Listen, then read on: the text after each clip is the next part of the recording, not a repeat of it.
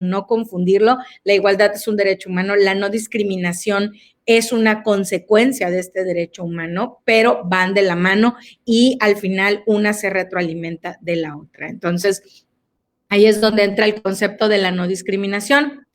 Ay, perdón, aquí se me repitió, creo que mi laminita. Ajá. Y tenemos los criterios de la Suprema Corte. La Suprema Corte, como les decía, es la que ahorita está fungiendo casi como, pues no legisla, pero sí nos está dando el criterio con el cual tenemos que entender los derechos humanos, puesto que todavía falta mucha labor respecto a cambiar las normas, ¿no? Cambiar ciertas normas que todavía adolecen de violaciones a derechos humanos. Entonces, sobre eso, la Suprema Corte nos ha dado 3 vertientes de estudio. La primera, la Suprema Corte ha determinado la necesidad de adoptar ajustes razonables para lograr una igualdad sustantiva y no meramente formal. Esta necesidad de adoptar ajustes se hace a través, ya sea de que se sugiera, se indique que cierta norma es inconstitucional, que cierta norma vulnera ciertos derechos y entonces esta norma no se tenga que aplicar. Esa es la necesidad de adoptar a lo que le llama adoptar ajustes. Para las constancias. Ok, ahí pueden checar lo de las constancias, @actualizándome. Ahí lo están poniendo para quienes tienen dudas, lo pueden checar en el chat. Como punto número 2 de estos criterios, pues tenemos la adopción de medidas especiales o acciones afirmativas. México es todavía una nación en pañales respecto a las acciones afirmativas que, por ejemplo, sí se han tomado en otros países, sobre todo en Estados Unidos y en Europa.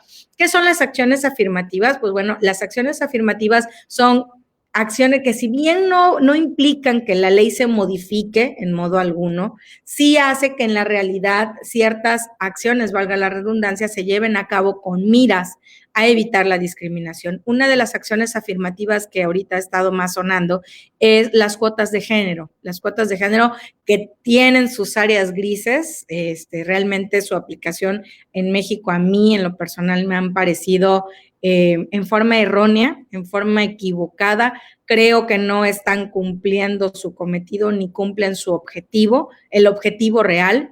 Pero bueno, por algo se empieza, me decía una amiga, ¿no? Pues de eso a nada, pues mejor esto, ¿no? Entonces, esa es una acción afirmativa, es decir, no implica una modificación en la ley. No se hace una modificación en la ley para decir que se elijan 50% de mujeres o 50% de hombres. Sin embargo, sí es algo que se lleva a la realidad, aun cuando en la ley no está. Entonces, este tipo de acciones afirmativas son también con miras a evitar la discriminación. Y la tercera, que es la que nos interesa para el día de hoy, que es para lo que vamos a platicar, nos dice el análisis de actos y preceptos normativos que directa o indirectamente, es decir, por su resultado o de forma tácita incluso sean discriminatorios.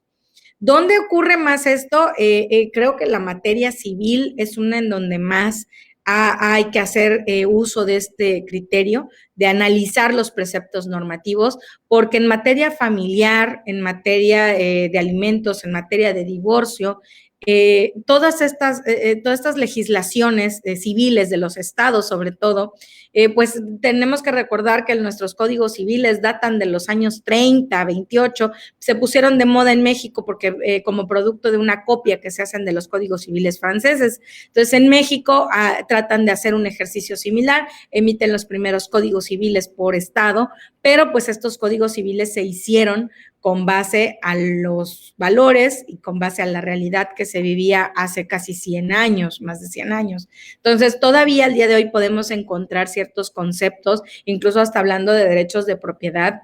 A veces, como estudiantes, encuentra uno conceptos que ya no existen o que ya no se manejan, ya no son propios del coloquio, ¿no? Del lenguaje. Entonces, ahí es donde se nota que ahora sí el trasfondo antiguo que tienen nuestros códigos civiles. Entonces, tomando en consideración esto, tenemos que pensar que cuando se hacen los códigos civiles y el derecho de familia, pues se hace con los conceptos de familia, con los conceptos de matrimonio, con los conceptos de hijos y con todo pues ahora sí este bagaje que teníamos en los años 20, 30, que ya no son viables ahorita, ¿no? Si bien pues el concepto de familia ha venido cambiando, pues al día de hoy ya resultan obsoletos, y más con todo el avance que hay en materia de derechos humanos, ¿no? Entonces, es por eso que la Suprema Corte hace énfasis en estos criterios, diciéndonos que hay que analizar no solo los actos, además los preceptos normativos, que es lo que vamos a hacer el día de hoy,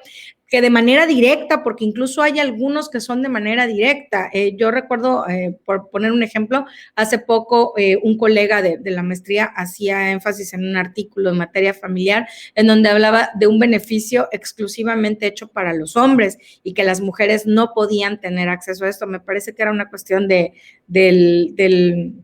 los divorcios, sobre todo ahorita que está de moda los divorcios incausados. Entonces, esas menciones de para el hombre sí, para la mujer no, son directamente discriminatorios, hacen una distinción entre hombres y mujeres, pero lo más peligroso es cuando esta discriminación está de manera indirecta.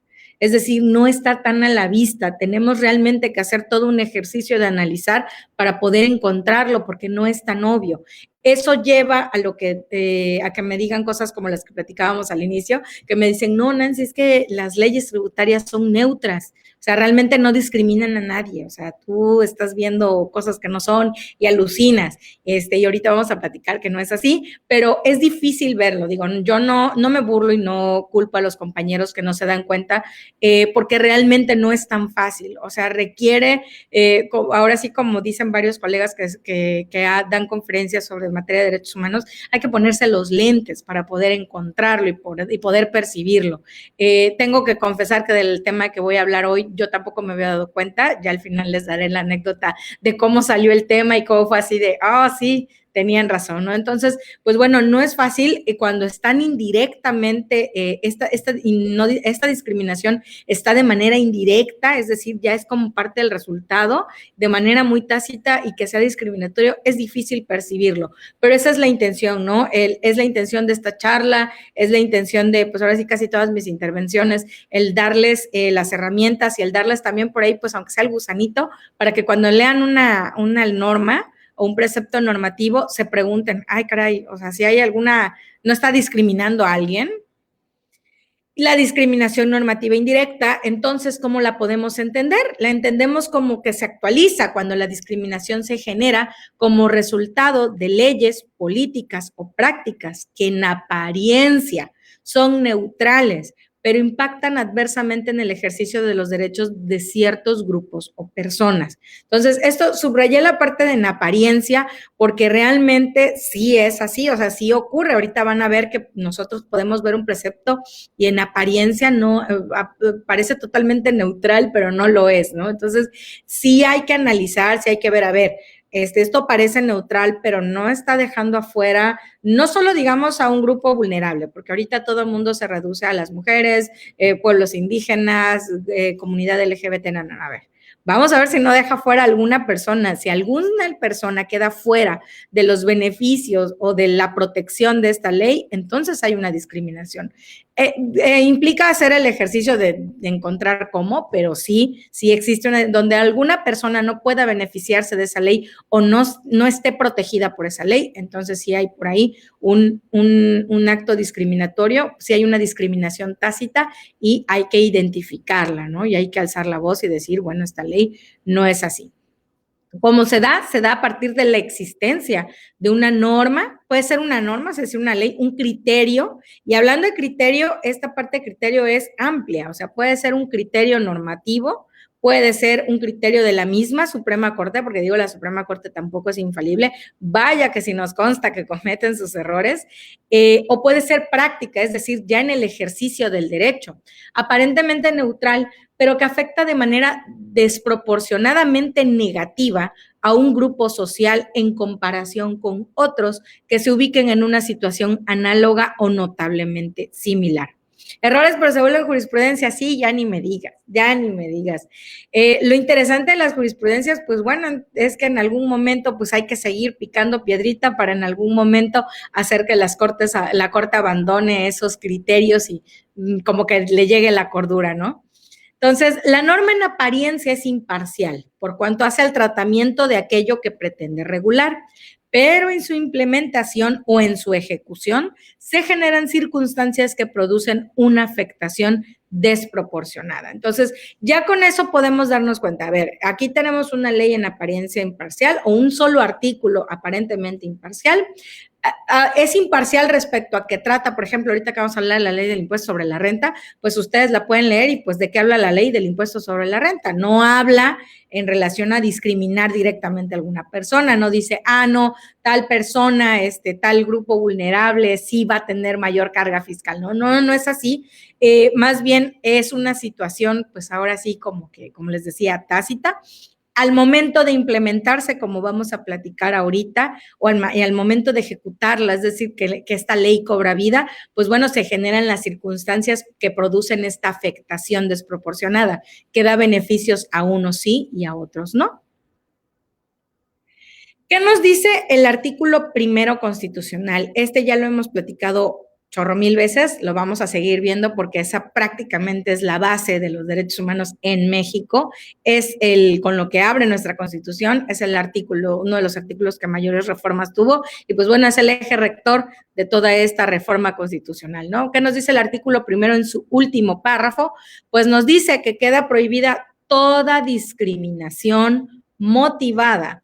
Y aquí vienen, ojo, todas las causales que contemplan nuestra propia Constitución por las cuales se puede motivar la discriminación, que puede ser el origen étnico o el origen nacional, el género, la edad, las discapacidades, la condición social, las condiciones de salud, la religión, las opiniones, las preferencias sexuales, el estado civil, que aquí lo subrayé y lo puse en rojito porque es de lo que vamos a platicar el día de hoy, o cualquier otra que atente contra la dignidad humana y tenga por objeto anular o menoscabar los derechos y libertades de las personas. Como ustedes podrán ver en este último párrafo, pues bueno, la discriminación se puede dar por muchísimas cosas. Estamos acostumbrados a verla más por cuestiones de raza, por cuestiones de género, incluso por cuestiones de color. En México, pues últimamente ha habido por ahí una división. Creo que México, entre su polarización política, pues también ha sacado o ha salido a resurgir toda esta discriminación por muchísimas cosas. Incluso yo he notado no solo origen étnico o nacional y de género, que digo, esa ya la hemos platicado muchísimas veces, sino también hasta por edad, ¿no? Que ahorita están la generación de cristal, la generación de mazapán, la generación de concreto, ok boomer y ok millennial. Y entonces empieza un torneo de insultos y de enojos en Twitter, que porque en mis épocas era mejor y ahorita se educa muy feo, pero antes educábamos a golpes y bueno, empiezan todo un debate sobre qué generación fue mejor y pues bueno, yo no quiero y es muy común leer, ¿no?